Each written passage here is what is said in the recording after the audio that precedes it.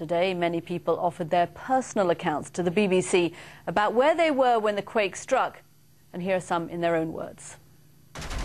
The closest experience I could use to describe it is trying to stand on a skateboard. It literally felt as though the ground was being yanked out from under our feet like a rug. Most earthquakes in Tokyo are a quick shudder, but this one went on for well over a minute, and it was impossible even to stay on your feet. Just started feeling tremors quite gradual at first, but just built and built and built. It went on for about 5 or 10 minutes. I was under the table. Really scary. I've experienced lots of quakes here before, but nothing like this. The wife of one of my co-workers, she still can't get in contact with her family that are living in Sendai. People are quite worried, quite scared. The building was swayed many times, and the ceiling were damaged, and there are fires and scattered. We couldn't stand up, so we hid under the decks. So it was horrible. I know when the quake first hit, people ran to the middle of the road, and I thought some people were going to get run down by cars just because they were so panicked. Everybody who was panicked on the street, I think even though they've all experienced quakes before, they felt this could be the big one. This was very different for us to feel. The most striking thing about this earthquake was the length of time that the swaying continued for. In Niigata, we had relatively little damage. But seeing this, it's blown my mind. It's terrifying. We were all under the table, kind of holding hands, waiting it out. I wasn't really thinking about anything other than kind of surviving, because there was this very real sense of panic and confusion. The terrifying moment that the earthquake struck accounts there of people in their own words. Well, the news of the earthquake and these images, they spread quickly around the world via social networking websites. Mark Worthington has this report.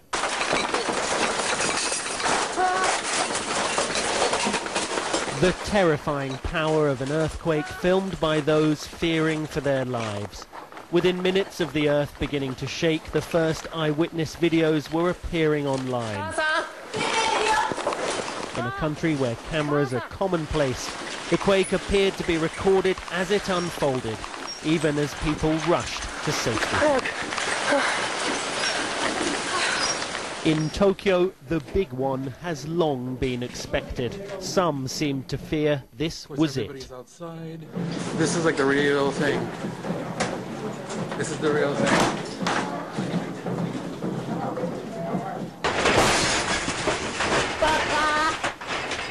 Inside shaken homes, the noise almost deafening, furniture toppling as the structures swayed. 皆さん今東京で結構な震度、結構な地震がありました。 This man announcing on YouTube that an earthquake had just struck.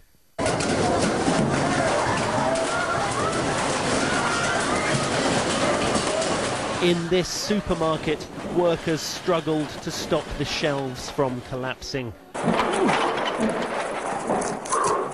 Rushing outside, the streets were lined with stunned people, frozen with fear.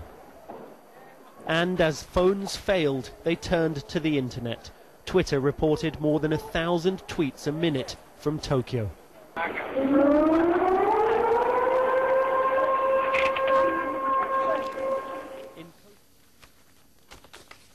Scenes from a Japanese earthquake yesterday. Well, after the earthquake, phone lines went down very quickly, making it impossible to get through. But people in Japan were still able to get the latest information and pictures out very quickly using the internet. Terrible images and stories spread fast around the world on social networking sites like Facebook and Twitter. Our correspondent, John Brain, now looks at some of the stories of courage and survival of people trapped in offices and homes as the quake struck. One home, one family's experience of a national disaster. The chaos filmed on mobile phone as the panicked householders run out onto the streets. It was an ordeal shared by millions across the country.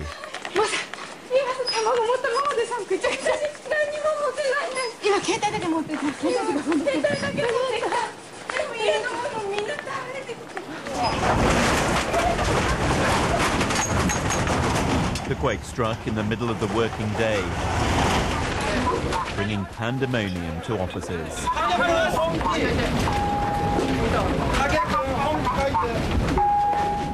Everywhere from banks to medical centres affected by the aftershocks. Tsunami warning to Kanto and Okinawa in coastal areas.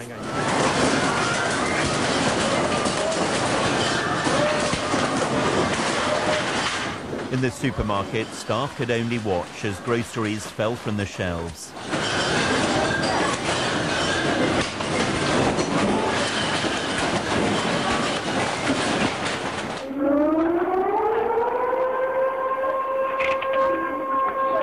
The earthquake drove people onto the streets, only to hear the sirens warning of the impending tsunami. But these were the fortunate ones, survivors of a tragedy which has claimed the lives of so many others. John Brain, BBC News.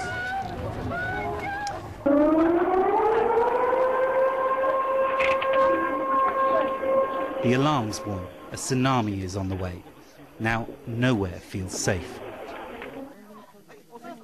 The threat of a major quake was always very real here. And now they're doing what they can to keep themselves safe, stocking up on emergency supplies and taking shelter. Many are stuck, hours away from home, but relieved, no doubt, that for them the situation isn't graver. Chris Hogg, BBC News in central Japan. Japanese people in Britain have been watching the events back home, of course. We can now speak to our reporter Charlotte Ashton, who's at the Japanese school in Ealing in West London for us this afternoon. Charlotte.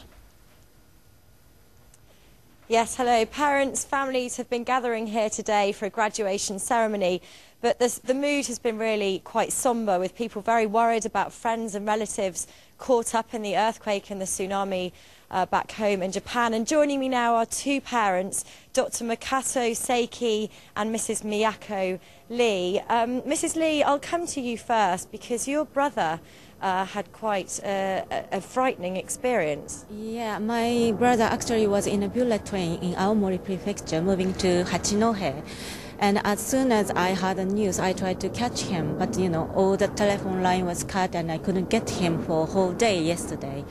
And in the end, he was, fine, and I was very happy to know that. Yeah, of course. So he was on the bullet train and in a tunnel, is that right? Yeah. What happened? As soon as the earthquake happened, the emergency stop has operated, and the bullet train had to stop immediately. But, do you know the bullet train moves 300 kilometers per hour or something, and it took for a while to stop, and it was eventually in the tunnel, middle of the tunnel, and he was stuck in there with the emergency light for 3 hours, and after that it was completely black, and he stayed another half day to get out of here. Very frightening experiences indeed. Dr. Seiki, you have colleagues in the northern city of Sendai. You must be quite concerned. Yes. I have lots of friends and relevant to my research in the Tohoku University, and I've been trying to make contact with them, but I could never do that. And people are relying very much on the internet, is that right, on emails rather than the phones? Sure. Even internet at the Tohoku University website is down still, and I couldn't get to know where they are all right or not. Well, thank you very much, Mrs. Lee and Dr. Seiki. So really very concerned families here. I just spoke to one gentleman who has a factory in Sendai. He says he has thousands of people there from whom he hasn't heard. Back to you in the studio. Charlotte Ashton, thank you very much indeed. Charlotte Kapani is in Tokyo for work. She arrived there a few days ago for a conference, and she joins me now on Skype. Thank you very much for joining us. Just describe what happened when the quake struck. Well, when it first started, I didn't really think much of it because, as you said, I've been here since Monday, and we've been feeling some shocks over the last couple of days, and people in the office were saying, well, this is quite normal. So when it first started, I was just thinking it was just another one of the tremors that we've been feeling, but then it just got worse and worse, and things started falling off shelves, and everything was rattling and banging, and everyone in the office was shouting to me to sort of get under the table. So I was sort of underneath the table, just waiting for it to stop. It was just getting more and more intense, and all I was thinking was, I'm on the 8th floor of this building, and it could come down at any moment. But it did eventually stop, and then we the part of the ceiling had come down in the office, and there was a lot of smoke and a lot of dust, and then there were alarms going. Everyone was saying we just had to evacuate as soon as we can. So we I didn't even think, we couldn't possibly use the lift, of course. So we had to go down sort of 8 flights of stairs out onto the street, where I don't know. I sort of burst into tears immediately. I think the shock kind of got to me, but everyone was so calm and not, and not really panicking about anything. It was quite extraordinary. Very, very scary though. But what was the scene like outside? Because of course in Japan they're well used to earthquakes, but you say they were calm. This was a terrible one. Yeah, it was a terrible one, and all my colleagues said, as you say, they are used to earthquakes, but this is the worst that they'd ever experienced. But they just seemed to know what to do. So we sort of waited for maybe about 20 minutes or so. My main concern was actually there were quite a lot of buildings around us, and I wasn't sure what was going to happen there. But then we decided because we'd left everything, we just left bags, coats, laptops, everything up in the office. So we went back up into the office to get our stuff, and then more aftershocks started coming, so we just packed everything as quickly as we could and came back down out, and then the word was, we just have to get to an open space. It's very good to see that you are safe and sound. Thank you very much for joining us tonight. No, thank you very much. Now, Alan Margerison is a British businessman living in Tokyo, and this is what he told me. In Tokyo, it's been a lot quieter, a lot calmer today than it was yesterday. From late last evening all through the night, we felt tremors 15, 20 minutes apart.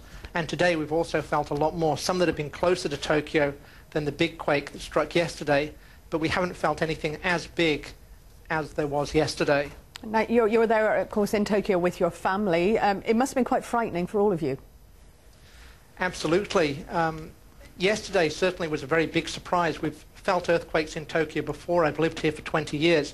But yesterday's was an extremely large quake that we felt here in Tokyo, and certainly the buildings were all swaying. Some almost were touching each other as they swayed. It looked like in the breeze, but they were swaying because the ground was moving, and people were quite in a panic, running into the street, not knowing what to do. What is it like in Tokyo today? Have you been able to move around? Are shops open and so forth? Sure, today is quite different. It's a lot calmer, a lot quieter. I went out into Shibuya, which is one of the downtown areas. It's normally very busy on the weekend. Today there was not as many people around. I took some photos there, and basically it showed people going about doing the normal thing they would do on a weekend, a little bit of shopping. There was people getting their hair done in the salons. I saw some people having their nails done. I think in Tokyo people are trying to get back to life as it normally is, but they're also very worried about the news they're hearing further 300, 400 kilometers up north from Sendai and so on, where the nuclear reactor is obviously a bit of an issue. There are people still stuck being rescued. They're aware of all of that, but they also appreciate life must try and go back on. And while it's the weekend, they'll try and relax a bit. They'll all be back ready for work on Monday. And what about the country pulling together to help those who've been, affected by this, particularly those who've had to move from their homes? That's right. Most people who live in Tokyo are not from Tokyo. Most people who are living and working in Tokyo have family in these areas. So almost everybody who is at work knows of somebody who has a family member who might be in this area. My brother-in-law had to sleep in his company's office last night, and I offered him to come and stay with me, but he was more comfortable probably being with his co-workers who are banding together with one of the people who had family in that area who he couldn't contact. So there's a very good network of people coming together, friends, co-workers, to talk and keep people, really a good positive atmosphere for people who are worried about their families. And that's Alan Margerison there. He's a British businessman living in Tokyo, and quite graphic description there of how it is actually affecting people on the ground.